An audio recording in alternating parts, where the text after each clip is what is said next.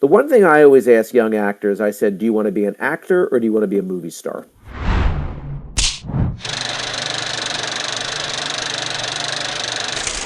Welcome back to the Indie Spotlight podcast for our first episode of 2025. First off, I hope that everyone has had a fantastic New Year's. I'm your host, Samuel L. Fronsman, and on this show, I'm here to help pull back the curtain and discuss some of the process of independent filmmaking by talking to some of the brightest and most talented individuals in the industry. In the past, we've talked to some of the brightest producers and directors in and around Northeast Ohio, but today I want to shift our conversation and talk about some of what it's like to be in front of the camera on an independent production. And for that, I brought on the wonderfully talented actor, Timothy J. Cox. Thank you, sir. Thank you for having me. Absolutely. So, Tim, can you tell us a little bit about yourself, some of the projects that you've been in, for anyone who might be not as familiar with your work? Sure. Let's see. I have been an actor for more than half of my life. Born in Philadelphia and grew up mostly in Wilmington, Delaware. And then, bear with me here. Let me just unplug that. Just a little technical thing there.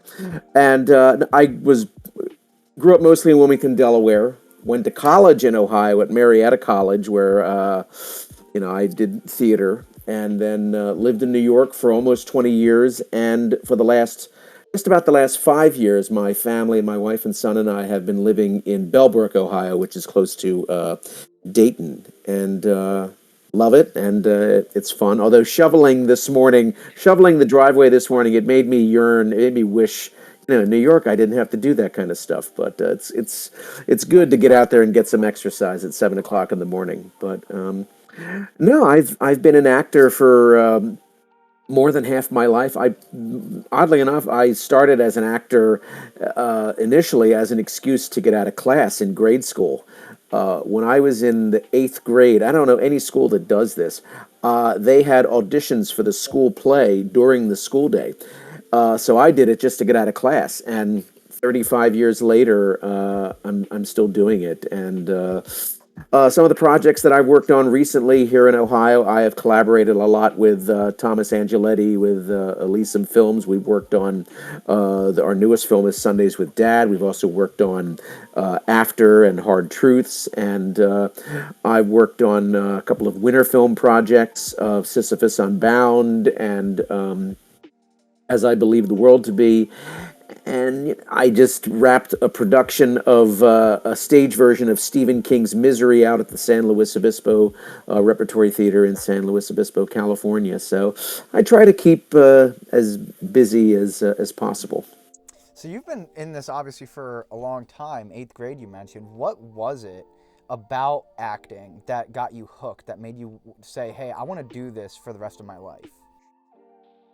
Well, that first time when I was out doing a play, the first time I heard that live reaction, like that live instantaneous audience reaction, I was like, oh, because prior to that, like most kids, I wanted to be, I wanted to be Joe Montana or an athlete, and of course, I had absolutely no athletic ability, and so falling into doing this play purely to get out of math class turned out to love it and had no real idea how to go about doing it. I mean, I studied acting in high school and in college, but it was really watching the movies.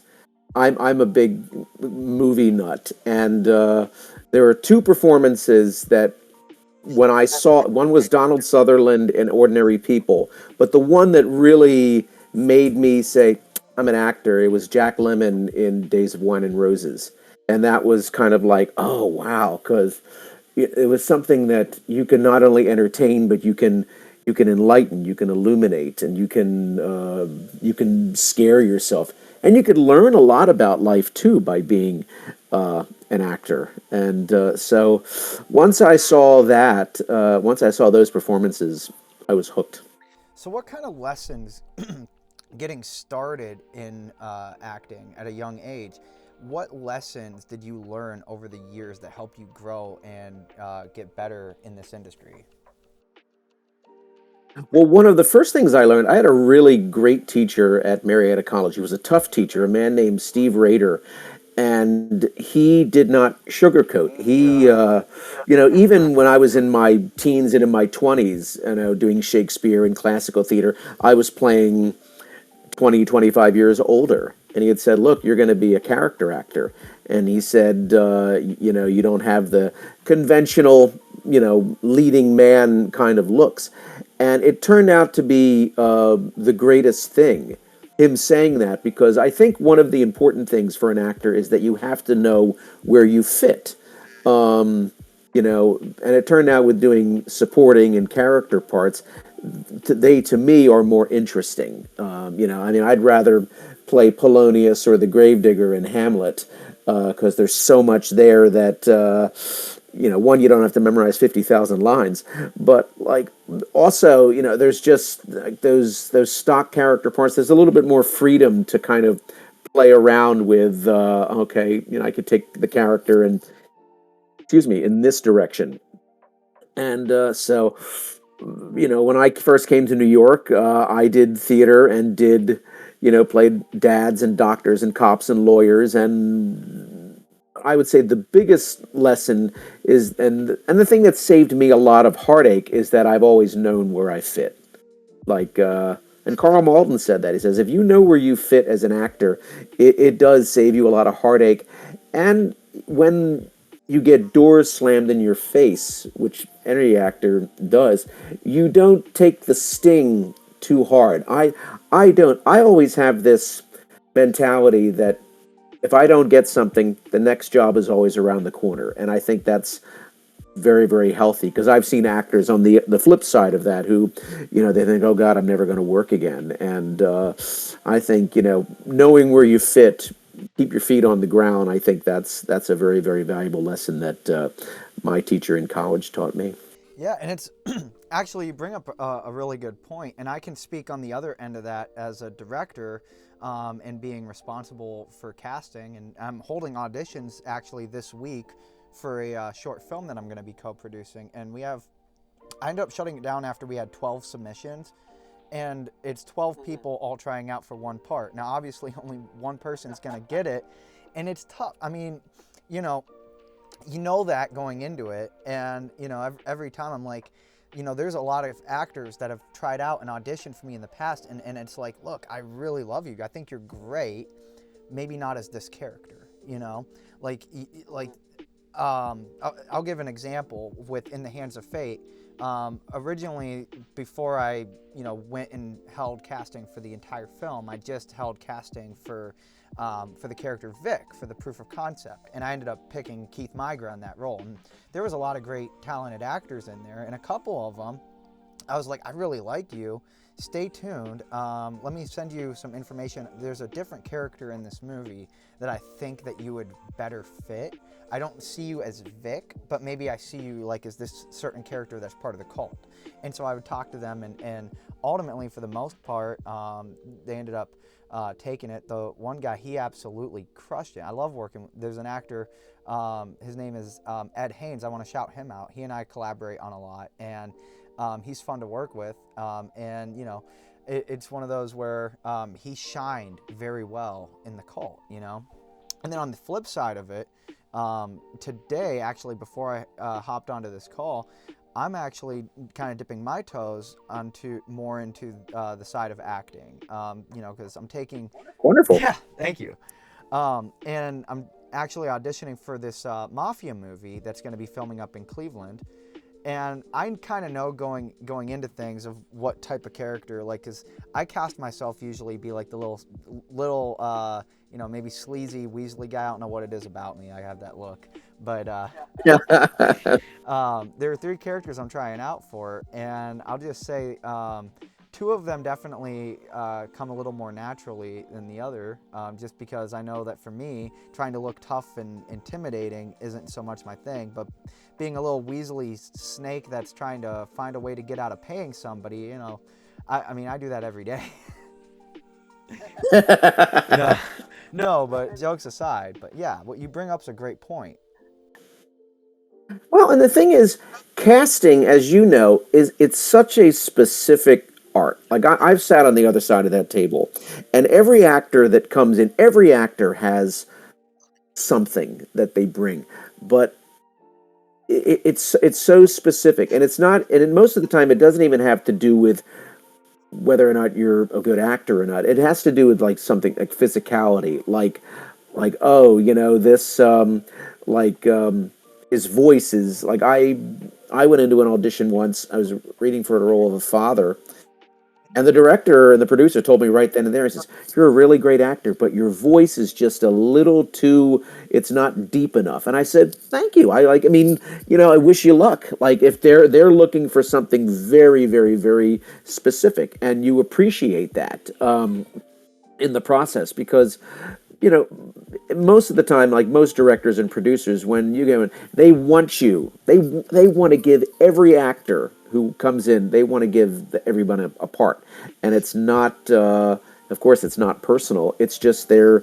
It's a very specific. It's an art casting, and John Huston said 80% of directing, and I think the success of the movie is casting. I mean, if you look at some of the greatest movies, I mean, The Godfather. That's the one that I always Yeah. reference because everyone down the line, from Brando all the way to Richard Conte, that movie is perfectly cast.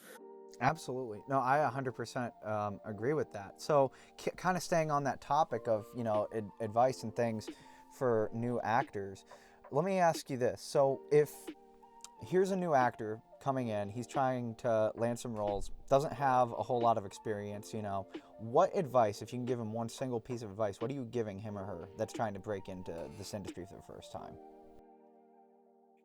I think definitely training is important, but I would say read every book, go to the theater, watch movies before 2000, um, watch American movies, watch European movies, go to museums, explore, like get out in the world. Like some of the best actors, I think, are people who we're all ultimately actors are ultimately students of human nature. So it and travel. If there was one thing that I regret not doing in my high school or college years was I didn't travel as much as I wanted to, like to explore the world. And I think because if you're well read, if you're well versed, you have that treasure chest of things that you could jump in of like pick from. Like, okay, if I'm looking at a script and I'm playing like a real estate boss or something like, or in real estate, oh God, yeah, I remember my wife and I, we were like, trying to buy an apartment or a house, and we had this really aggressive real estate agent. So to be, I think, starting out as an actor, I think it's important to also have as well rounded a life as possible. Because, and all of that, it all really helps. Like now, being 48 years of age, all of the experiences from 25 years ago, I'll read a script and I will be like, oh yeah, this reminds me of so and so. This reminds me of this director. And of course, also, planet imagination comes into play as well. But when you can combine imagination and your own personal experiences, that's the best because you create something that is honest and true. But starting out for starting actors, the one thing I always ask young actors, I said, do you want to be an actor or do you want to be a movie star? Because that's a difference. I mean, one being a movie star, that's really luck. But to be an actor, I would say, whether it's the question of New York or Los Angeles. I mean, for me, my own personal feeling, going to New York was one of the best choices I made in my life because New York teaches you to live moment to moment and beat to beat, and it matures you. It kind of hardens you in a way that, and it matures you. And I think all of that helps too. Playing characters, being in rehearsal rooms, being on set, knowing how to conduct yourself, and because as you know, like film shoots are often long days and a lot of waiting around in some cases. So all of these kinds of things, they all help create and mold the life of an artist, really, because it's not. There's a line in a wonderful play called The Dresser, where I don't know if this is necessarily true now, but to be an actor, you have to give up what most people would call a life. We're kind of gypsies in a way because we do sometimes we do things where we don't get paid money. And years ago I had a friend. It's like, how could you not do this for money? And I said, well, I work with this director, and then I work with them on their next project. So work begets work, and it happens where I've worked with directors where on one project they always say, I would love to pay you. I'd love to be able to pay you. And if you work with, like, on this project, if the script is good and if it's a good experience, then eventually you get to that project where they do pay you, or they do, give you a good role, a bigger role. So it's a journey. It's not an overnight thing. I mean, 35. I'm in 35 years now, and the industry keeps changing too, which is good. Keeps you on your toes. Yeah. A lot of that goes too. It actually is funny. It really goes hand in hand too on the other side of that coin as a filmmaker, because like some of the points that you brought up, like I'll give an example in the Hands of Fate. This is a project that when I put out the casting call, and I'll always be completely transparent, straightforward. If it's paid, I'll put every information on there. And so what I had put on there was, look, I'm running a crowdfunding campaign. The odds of this being successful and us raising the money and me being able to pay everybody is, I'd have as much chance of winning the lottery. Bear that in mind. If we happen to win that lottery and we do get that, I can pay everybody. If we don't, then would you still want to audition for this movie if it's going to be completely free? And believe it or not, a lot of actors, and I made so many friends on this production that all volunteered and were part of this. And exactly what you said. I'm writing my next script right now, and now I'm not just writing characters. I'm writing characters with people in mind that I'm like, oh, you were awesome as so and so and in the Hands of Fate. I know in this movie you'd play a great, this character or that character. And so it's one of those things. You're right. Work begets work. And even going so far as to say, like, me going onto different film sets and volunteering as crew on camera, there was a movie set that I went out to that was filming in Dalton, and I met the lead actor for In the Hands of Fate on that movie set, and it wasn't a paid project. If I wouldn't have gone out to that set, and I wouldn't have been there every single day, especially the day in particular where he gave a monologue so good that while I was sitting there behind the camera, I said, after we wrap, I'm talking to him because I got a part for him in my feature film. It's one of those, you never know when you're going to meet someone.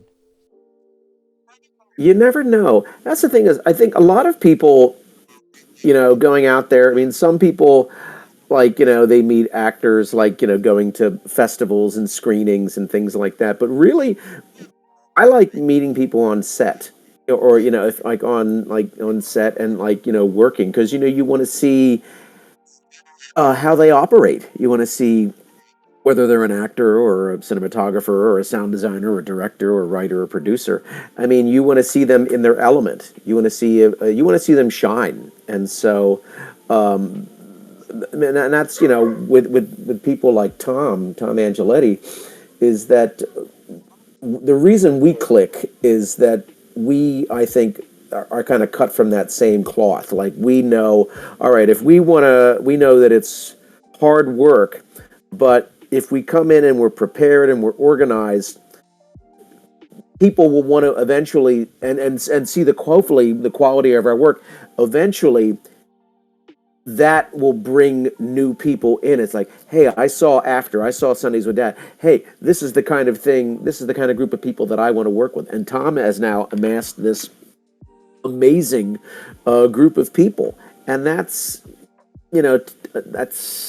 that's the highest compliment that a crew could ever ask for, is that there are people who are like, hey, I'll hold the boom mic, or I'll, like, what do you want me to do? I'll do this, I'll do anything, like, whether they're an actor or a crew member behind the scenes, or just someone who's looking to get their feet wet in this industry. So that's, can't beat that. Absolutely. So getting back into the topic of acting, I wanted to talk to you about kind of your process of getting into character. So what's kind of your process of learning and understanding the character and knowing who that is before you get into set? What's that process like? Well, the first thing I do is, when I get the script, I learn it cover to cover, because, and when the key, I think, to for me, is relaxation and preparation. And so when I know the script, whether it's a play or a film, and then when I get the set, I want to be as relaxed as possible, because when you're relaxed, then you're open and you're available. And so, like, if the director comes up and says, "Hey, we want to move this line here instead of there," that's fine. Or if an actor throws you something, that what Peter Sellers used to call little happy accidents, like things that, like little wonderful moments, you are so immersed in the character, you are so prepared that you're ready for anything. And it's different for every project. Like for Sundays with Dad, the role of Jason, like, that was, I would say that was probably about 85% me, just because, I mean, I'm a worrier like Jason, and so, you kind of write to, and he's a reactive character. He's reacting to George, because George's character of Ben, that when you're with George, when we were on set, we rehearsed for about a year online for that. And so by the time we got to set, we were so comfortable with each other that people, they saw pictures, they really did believe that he and I were father and son, and that means a lot. And so I think there's a value in rehearsal, and it depends on how the rehearsal is utilized too. I mean, you don't want to rehearse to a point where it starts to feel stagey and staged and stale. But if I'm doing a scene like with Beth Metcalf on After, Beth and I didn't know each other. And so we rehearsed, for like 2 weeks prior, just so we could have what I hoped was a believable father-son or father-daughter relationship. Even a father-daughter relationship that in the movie is strained. But I always like, one of a pet peeve of mine is that when I watch TV shows or movies, I could look at like a pair of actors and it's like, well, that's an interesting pairing, like, because I don't believe them as a father or a daughter, or a parent. So you always try to bring an authenticity, but really it always comes down to learn the script cover to cover, be prepared as much as possible, be relaxed, and listen.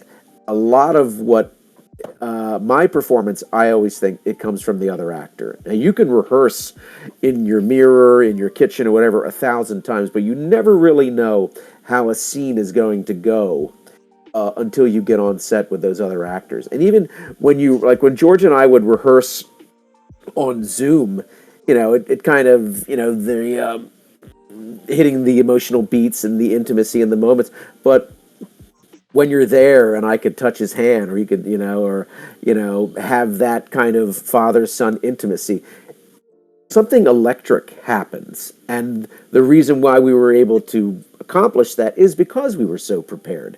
And so I'm a big in just being prepared. That's the long-winded answer to that. Yeah, I honestly, I love hearing that, because one of the things that I tried to do throughout In the Hands of Fate, and hopefully when people get to see the movie, it shines through, is I would do this every week before a shoot, is whatever scenes we were going to be shooting that weekend, I would hold a rehearsal with the cast and have everyone show up online and just do a read through and do it a couple times and go through the scene. And I saw that there was a really good chemistry on set with a lot of the actors that got to know each other and got to work together on this. And that's where it's fun now, especially that in my next movie I will be bringing a lot of people back. Is everyone kind of has an established, like they know each other, they know, like Keith knows how Adam acts on set and vice versa, or Stephen Shanti kind of brings a certain power to his performance that I know, and that the other actors are gonna be like, oh yeah, I know that. And even one thing that I'm doing on when I go into writing this next movie, it's going to be a detective thriller. The two lead characters of that, which I'm not afraid to say who it is right now on the podcast. I'll say it's Adam Joseph Turner and James Belanca, and which in real life, they James is a retired detective, and Adam is a current homicide detective, and so they're going to be playing partners in Oh, this wow. movie. And so I've gotten them now in a group, and we've held a few different meetings where I'll like bring them pages of the script and we'll talk about it, and they'll kind of walk me through and essentially fact check me, if you will, on, as a detective, we would not say that, or we wouldn't do it that way, and maybe you should change the script that way. But they're getting to know each other too, and the three of us are building that chemistry and building that dynamic between us that's going to hopefully then carry over into set, so that way when you watch that movie, Adam and James look like they've been partners. They're, obviously they're both bringing real life experience of being detectives, but you also will believe that, hey, these people have been on the force together for a long time, and when they're done at work, they go out to have a drink together. Yeah, you want that ensemble in the theater. You get that ensemble feel because you're rehearsing for 4 to 6 weeks. In film, you don't get the luxury of a lot of rehearsal time. I think like one of my favorite directors of all time was Sidney Lumet. And Sidney Lumet, coming from the theater and from live television, he would rehearse for 2 or 3 weeks prior. He would get in New York, he would find a place in Queens, mark out, like tape out, like exactly the dimensions of how the set would be. The actors would rehearse, and they knew their characters so well that by the time they got to set, 1 or 2 takes, and they were able to move on. And that's why his movies, if you look at the quality of his movies, he always had some of the best actors, from the leads to the supporting, because everybody was always on top of their game. Clint Eastwood, the same thing. We just watched Juror number 2. Was it Juror number 2, with Tony Collette and J.K. Simmons? And the reason why people jump to work with Clint Eastwood is because he just has that rhythm with his crew, with the actors. I mean, you got to show up and know your lines, hit your marks, and don't bump into the furniture. But like, and with the benefit of rehearsal and preparation, and that's why, those movies are Sidney Lumet and Clint Eastwood. Why their movies are as good as they are, because there's a polish to them, and some actors don't like to rehearse. I mean, some want the spontaneity of in the moment in front of the camera, and that's fine. And I've worked with actors like that, but you roll with it. Everybody's different, but I just think there's a benefit to being prepared, because I mean, we with Sundays with Dad, with George and I being as prepared as we were, and Tom and Jake Reynolds and the rest of the crew being as prepared as they were, we shot a 15-page script in a little under four Oh hours. wow. I mean, and we didn't rush. But like Tom and Jake and everybody, they knew exactly what they wanted to do with the camera. They knew exactly what they wanted to do with sound and with, and all of that. And George and I were prepared. And so it is possible that if you are prepared, you move things efficiently. After, I think the same thing. I think we did that in like 5 hours. just because Beth and I were prepared, and Tom and the crew were prepared as well.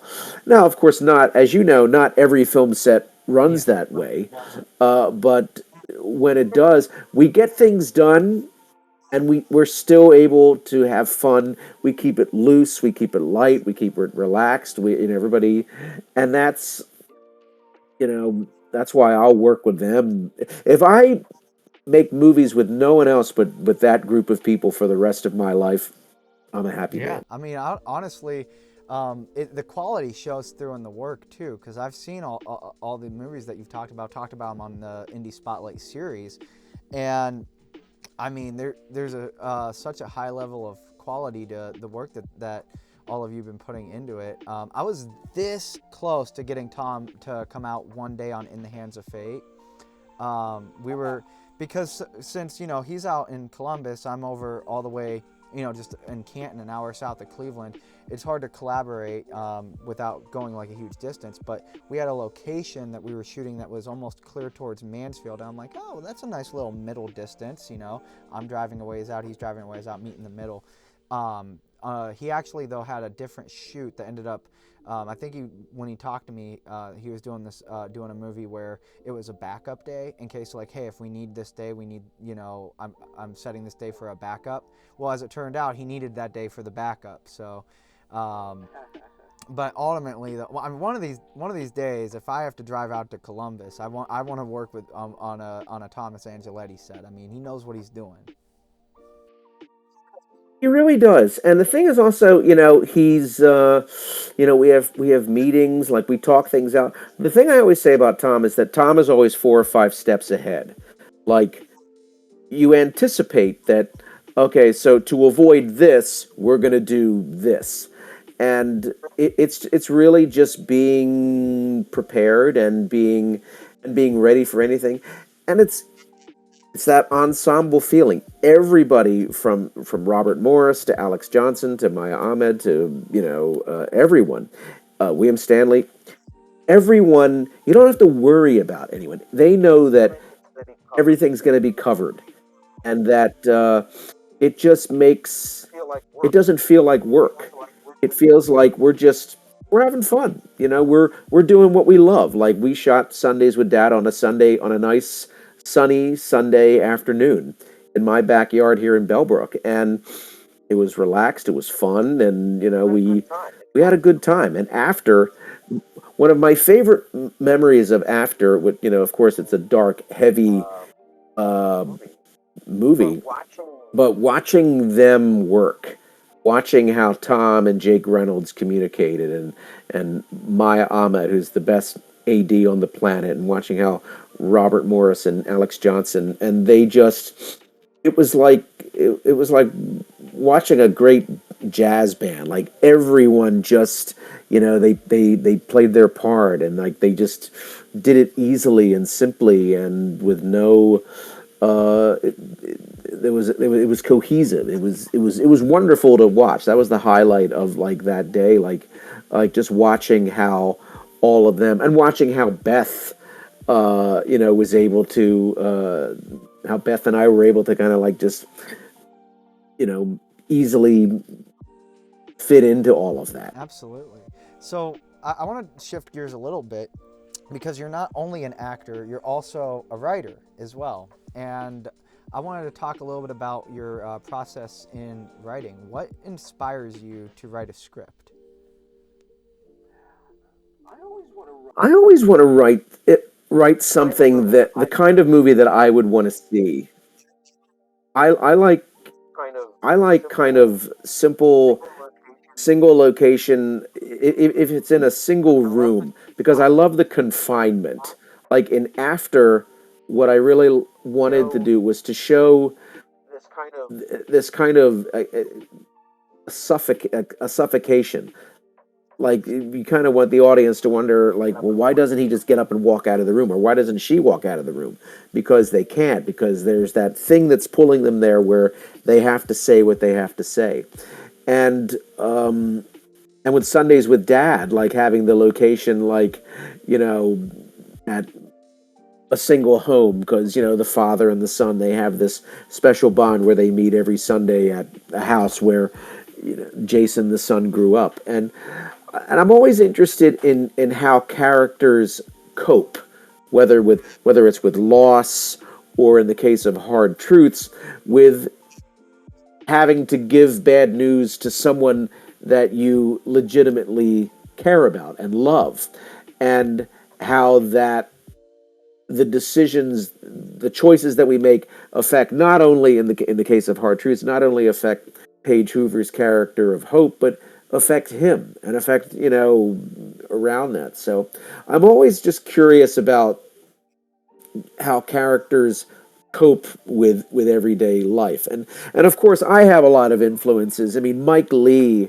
the movies of Mike Lee are a huge influence just because he really writes. And for those who may not, Mike Lee, Vera Drake, and he actually has a movie out now called Hard Truths that Jean Baptiste is winning every Best Actress award on the planet for. But he writes where his strength really is that he writes stories about the working class, like people who struggle every day coping with the world, whether it's like, oh God, we can't afford to pay our rent, or God, my wife died, or my son is sick. And so those like honest, really straightforward kinds of stories interest me because those are the kinds of stories that I think audiences can connect to, and I do think I have to write a pure comedy, like because I always kind of go down. I always with Sundays with Dad or with another film that I just wrote. I had intended to write a comedy, and then I just went down this other alley because I think I don't know. I'm always curious to just to see how characters just cope with everyday living. So then, kind of building off of that even more is, so when you're writing a character for yourself to play, what all factors into that in terms of when you're writing the script and you're like, okay, this is me, this is who I'm going to play in it. I always try like in After, I write for that for Michael. I wrote some of my least desirable characteristics like stubbornness, cold at times. Like Michael's stubborn, he's cold, he's very distant. Um, in the case of Hard Truths, Peter, he would walk through fire for a friend or for anyone, but he also doesn't want to play the bad guy. And then with Jason in Sundays with Dad, it was really just writing a version of myself, and really just writing. I would say of the three, that's probably the one that's closest to my everyday an everyday Tim. But it was fun to write the after part because when you write a part like that who is potentially a very unlikable, unsympathetic character, it's kind of scary because you have to. He's very cold and very distant to this daughter, and clearly he favors the older son, and he just doesn't want her in the room right now, and she's trying to, be sympathetic, and the fact that she's grieving as well.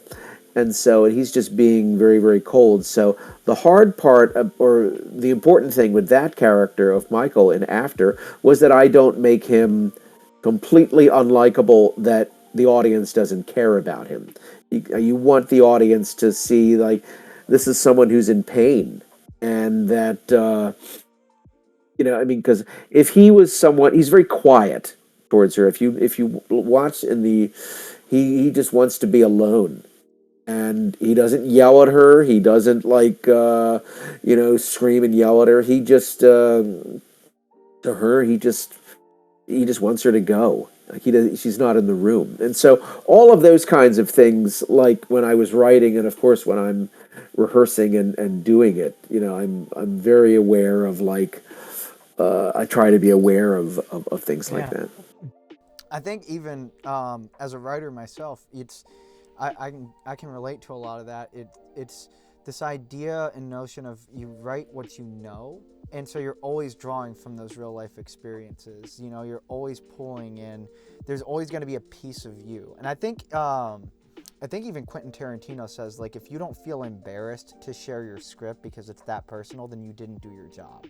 It has to be something personal. It has to be something that comes from the heart. And then the other thing, to your point, is everybody's the hero of their own story. So you're not necessarily going to say, okay, I'm writing this character. This character's, an asshole or whatever. But you're writing it more as, hey, this is a character. These are his traits. He might not be the most likable, but you're writing in. You got to almost sympathize and find that human element of even the worst characters, worst of the worst, and what's their motivation, what's their reasoning, because to that character's not thinking, okay, yeah, I'm the antagonist of the movie. No, they're thinking everyone's the main character of their own story, and so you almost have to write characters with that in mind, and that's kind of how I go into it too. Well, well, and you can't be afraid also if you're writing a part for yourself. You cannot vulnerability. You have to be able to show vulnerability and to show the good, the bad, and the ugly, because those are, you have to go all the way. You have to go like, yeah, that's a trait that I have. I'm gonna put it out there. Like Heather Bales and I we just collaborated on a script that we're gonna go to work on in hopefully in the end of February, where you know again there's a lot of characteristics in that you wish you could. Oh God, it's like I wish I could erase that from you know my hard drive of my personality, but that's who we are. Like everyone as people and as artists and as characters, we have ups and downs, and but you want to show that because you want to show it all because audiences connect to that. Yeah. Hopefully, Well, absolutely, and that's kind of the process that I like to go into as well. So really quick, I always end the podcast on a really, really fun note, a fun question, a question that I hope nobody ever asks me because I'll struggle to death with it. But you had some time to think on it.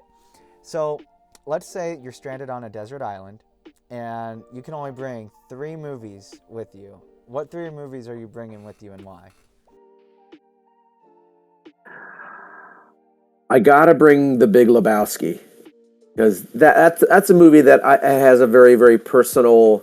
When I was in college, that movie would be on a loop, would be playing on a loop, in a house I lived in. Like I'd walk into a room and I would just hear Sam Elliott's voice, "Way out west, they tell you about the dude," and you would just sit down and that's okay. That's what I'm going to do for the next 2 hours. Now I don't know if this is breaking a rule, but whenever I answer these, I always say Godfather 1 and 2 because to me I'll that's let it one slide. movie. As a Godfather fan, I'll let So it slide. yeah, I mean three gets. I mean I like three. Three gets a bad rap, but like, and then I think for just because I love Hal Ashby so much, I have to take Harold and Maude. Just because I watch Harold and Maude, and I think, God, they don't make movies like this anymore. Like they, I mean, the person who's probably, I think, the successor to the Hal Ashby throne is probably Alexander Payne, because I love everything he does, and he has the same kind of irreverent, but also very moving outlook, as Hal Ashby did. So, but yeah, it would be The Big Lebowski, Godfather 1 and 2, and Harold and Maude. But that list, it's kind of like the letterbox thing, like where your top four that change. Oh yeah. Trust me, it's hard for me if anyone asks me what my favorite movie is. I'll give them I'll give a different answer every time. I mean, I have so many different favorite movies. Now I'll say my favorite director. You can probably see in the background I got Reservoir Dogs, Pulp Fiction. I mean, I usually answer that. I'm like, Tarantino's my favorite director. Now, who fits into the number 2 slot? Sometimes it's Scorsese, sometimes it's Brian De Palma, sometimes it's Robert Rodriguez. It just depends on the day. But ask me my favorite movie, and it's gonna depend. Yeah, De Palma. He's the director. I think of all from that age in the '70s, like Scorsese and Bogdanovich and William Friedkin and Coppola. He was the one that. I mean, Carrie. I don't know if Carrie would be his masterpiece or, um, but like the really really great. He seems to be like underrated, I think, of all of those guys. And and people always bring up the thing that, well, he stole from Hitchcock or whatever, but it's like, no, I mean he made like Scarface. When Scarface first came out, like it was not a hit. And but it's been embraced now as it's Yeah. fantastic. It's a fantastic movie. It's an operatic movie. I think Sidney Lumet was originally, I think, slated to direct it, and I think it would have been a different film. I think if Sidney Lumet had directed Scarface, it would have been. I'd be interested to have seen that film, but I think Brian De Palma, he made it operatic, and of course Pacino is fantastic in it, and I'm a big Robert Loggia fan, so I watch anything Robert Well, Loggia. as a director, Scarface is one of the movies that I watched it and said, okay, I want to make movies. Like that has everything that I like in a movie. It has really interesting characters. It's all about the bad guy. I mean, some fantastic dialogue, fantastic quotable lines. Like one of my favorite lines I like to use is "Say goodnight to the bad guy. The bad guy's leaving." I love that line. You know what I'm saying? And so, and it's got the action. It's got everything. And it's like movies like that, or with Tarantino, like Reservoir Dogs and Pulp Fiction. Or even like when I look at Scorsese and I watch like Goodfellas, Casino. Actually, I was just watching Cape Fear the other night, and how Cape Fear is like absolutely terrific too. And I've watched a lot of these movies, and it's like this is what I aspire to. Like when I'm out here making a movie, this is what I'm looking at. I remember when I first saw Reservoir Dogs, I came home and my brother, he said, I have this movie. I've heard a lot about it. And he sat down and I watched it, and I didn't, and the only actor I knew in the cast were Harvey Keitel and Michael Madsen. I didn't know, and Chris Penn. I didn't know anyone else. And I didn't know if it was a comedy, and then I had not heard dialogue like this, like the way, the rhythms of it. Like it really had that feel of that great of the '70s crime thrillers. Like to me, it reminds me of like French Connection or Across 110th Street, or all of those movies that Tarantino loves. And the fact that it could be so incredibly funny 1 minute and then just turn on a dime and not only be violent and but moving. And I do have to say the only thing in the movie that I have a problem with is Tim Roth. I think Tim Roth is just a little bit over the top, but that's just my personal taste. But and I love Lawrence Tierney. He's crazy. He was crazy, but I love Lawrence Tierney. But no, that's I haven't seen that in a long, long time. I just like Jackie Brown. I just watched again, because I love Elmore Leonard. I love his books, and so. But no, Tarantino's something.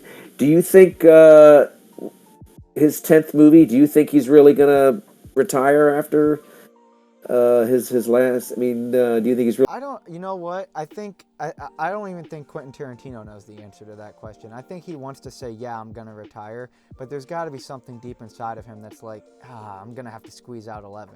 But I know he's putting a lot of pressure on it because he had a whole script. He was gonna be the film critic, and then I was even hearing, I had my interest peaked when he said it's gonna almost. I heard him say taxi driver like, and I was like, okay, I like where this is going. And then out of nowhere, the news came, yeah, he's throwing the script out and he's starting over. I'm like, are you kidding me? No, literally, I've said this. I'm like, I'm a writer director. I really only I prefer to direct something that I write. However, if there was by some chance I could ever find or get my hands on the film critic, it's like, Quentin, you don't want to direct this movie. I'm a writer director. Usually I write my own script. I will make an exception. I will direct because I mean that it's one of those things where it's like, it's never going to see the light of day. But I think he's putting a lot of pressure on it. I think he's saying, look, if I say I'm doing 10 movies and I've said it for years and years and years, now I feel like number 10 has to be the best thing I ever did. So I just almost wonder how long is it going to take, just because he's putting so much pressure on himself, and maybe in his head thinks it has to be it. Yeah.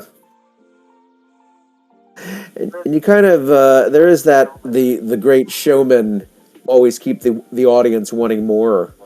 Like like Dick Van Dyke was telling a story about when they decided, he and Carl Reiner decided to end the Dick Van Dyke Show after 5 years, and the show was a hit, and they just decided we've done what we've done what we needed. Like, leave the audience wanting more. So maybe that's part of it too, but because yeah, I mean, there's pressure, I would imagine, from every interview he does. Someone said, like, what's the next movie? Because he has to. But I would hope that he doesn't throw in the towel, because he's certainly been an influential voice. I mean, the indie film movement in the '90s. I mean, that wouldn't have happened. I mean, he was a huge component of that. Him and Kevin Smith and the Coens and things like that. So, but I know. I mean, we know all too well that writing something that is unique and different than that hasn't been seen or done before, that's hard. That's hard to. Yeah, I mean, because you gotta, when you go back and you really think about it, and I mean, it over 100 years worth of movies. I mean, you're dating back. Like, I watched a really good movie from what 1911. I would say it's a silent film. It's an Italian film. I'm probably gonna butcher the name, but it's like L'Inferno, and it's based off of Dante's Inferno. And I mean, oh my goodness! I mean, some of the special effects that they pulled off for 1911. I was blown away. I'm like, for 1911, this is better than stuff that I've watched, today even. I was amazed at some of what they were able to pull off on that, because I was like going through this whole series where I was like watching movies that were like depicting hell, because I was writing a short film where I was going to put kind of my own spin on hell. It's One Hell of a Ride on the Fronsman Productions channel. But before I wrote that, I started watching. So I was watching the Hellraiser movies, especially the second one, and then I was watching different stuff like that. But I went back to like this old movie from like the 1910s, and I'm like, wow. But it's like, you date movies back that long. Yeah, it's impossible. Like, you can't find there like anything that you could possibly come up with. It's like, well, someone's kind of done something like that. But what you got to do is you got to put your own spin on it. Okay, like maybe somebody's done a movie that's like this, but they're not you, right? And they don't have your personality. Because it's like, if you give the same script to 10 different directors, you'll have 10 different movies. So. And I've told that to people. I've had a buddy of mine that's been writing some scripts. He had this really cool idea for a script I won't talk about because I don't want to spoil his movie. But then he said that, well, someone just came to me and said, well, yeah, someone already did a movie like this years ago. And I was like, buddy, I told him, I said, just write it anyway, because it's going to be your voice. It's going to be, it might be similar, but it's going to be your voice. It's going to be different. No matter what you do, it's going to be different. Mhm.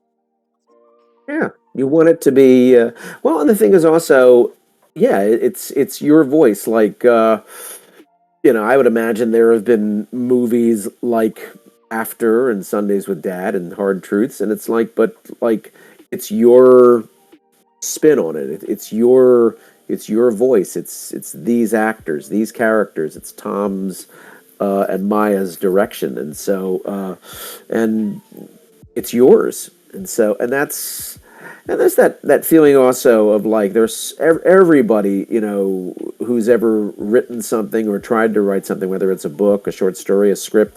They have that idea in their head, and then when they they go to that typewriter or that notepad and they start to do it, and it's that little voice, that thing that we all have, where it's confidence. The thing is now, like, I used to write a little bit years ago, but really, it's the pandemic that finally gave me the confidence to, like, I want to get this down on paper. And like, and something wonderful happens, like when you start writing, you do like a kind of a little outline and you start writing, and the character starts doing the talking. And like, you know I just finished something the other day that, like, I go back and I read it and I thought, where the hell does this come from? Like, like, and it's great because there are things that it's you, but it's a part of you that maybe you don't let out to the world very much, like, because everyone has that, and you want to do things that are different and unique, and just keep doing it. Just keep doing it, because it's too much fun, even when you're writing something that's painful and depressing, and it's there's still a joy and a fun in that, Yeah, in the and it's process. good therapy too. That it is. Well, that's, acting. It's like that as well. Like, I suppose also, like, as an actor, you get to a point where the way the industry is now, the fact that we can make films digitally, that it I think it's in an actor's best interest to create the projects, to have a little, not necessarily to have a little bit more control, but to have, what, I want to write this, and I want to play this kind of a part, or I want to explore this part of my, like, like Rocky said in Rocky Balboa, we all have this stuff in the basement that, I want to write something that explores that, and it might be cathartic, it might be therapeutic, it might turn out to be, but if you don't try it, how are you going to find out? That's my thing. Like, you keep moving forward, and sometimes you might write something, or that you put in a drawer for months, and then someday you just get like a little burst of, like, oh, and then it either sends you in a different direction, or it sends you, and that's the best, when, when that little burst of inspiration, and the characters, like, get this down on paper. Yeah, absolutely. Well, I gotta say, thanks for coming on the show. It's been a real pleasure getting the chance to talk to you. Before we close everything out, where can people follow you and keep up with your work?